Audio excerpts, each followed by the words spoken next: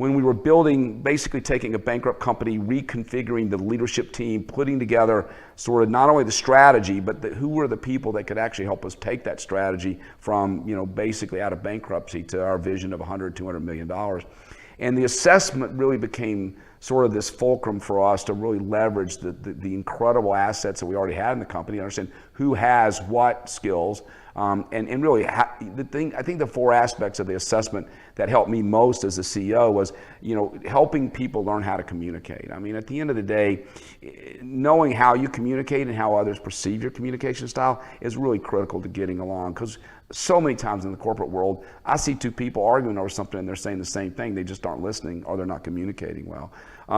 The other thing is, it's fun as a leader to understand what motivates your people. What motivates them to get up every day and go to work? And when they get to work, what motivates them to behave and show up the way they show up? What's their leadership? I like to call it, what's their leadership brand? How do they show up as a leader every day? And what's the brand that they want to be remembered for?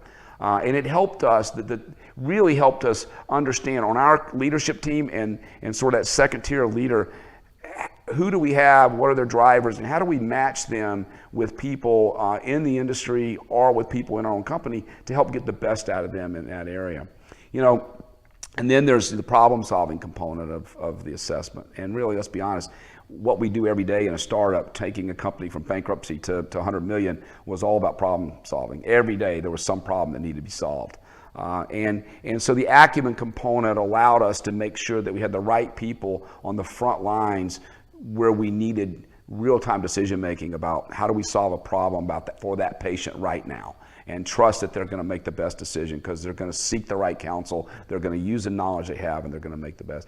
And then finally, just from an organizational development perspective and candidly from a mentor perspective, is really what are the key skills that these people have? What are their unique God-given talents and gifts that they've been given?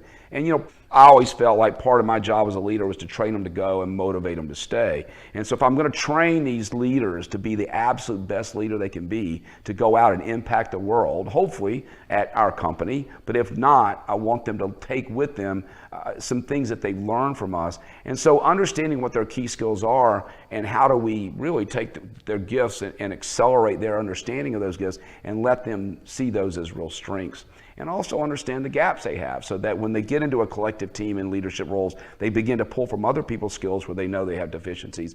And that really helps us. I think, listen, the Blueprint Leadership Assessment really is about understanding the complete leader.